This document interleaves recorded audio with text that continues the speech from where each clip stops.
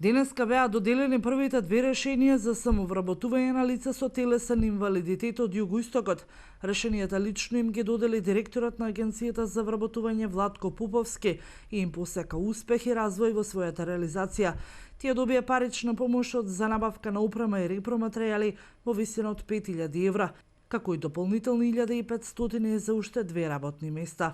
Со тоа што ќе може да го почне својот бизнис, да го реализира своите соништа, воедно да ги користат бенефициите што ги нуди државата за вработување лица со посебни потреби и на крајот нормално да имаме успешни бизнис приказни кои што ќе ни помогнат во развивање на македонскиот бизнис и македонскиот бизнис сектор.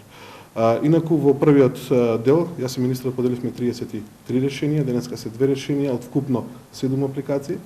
Наредната недела ќе ги доделиме и останатите што престануваат до 85 бизнис планови кои што стана успешни и некаде до 10 јули ќе ги регистрираме бизнисите и ќе почнеме да ги добиваме самите средства, односно префрлање на средствата за набавка на опремата и репроматеријали за отпочнување на самиот бизнис. Покрај овој оглас, кој го има објавено Агенцијата за вработување и на кој конкурира лицата со телесен инвалидитет во Агенцијата за вработување, не само во Струмица, туку секаде во земјава, тече и понатаму огласот за вработување на лица со инвалидитет.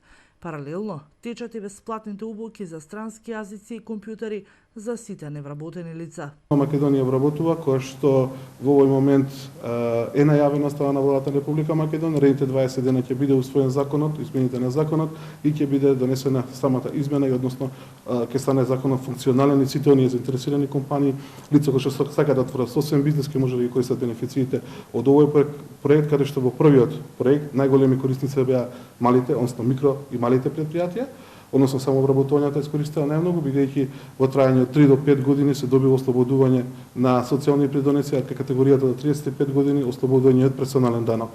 Поповски денеска прецизираше дека ослободувањето од персонален данок изнесува 7% или најмалку 5000 динари месечно, а најмногу од 10.800 динари за висината на просечната плата во земјава.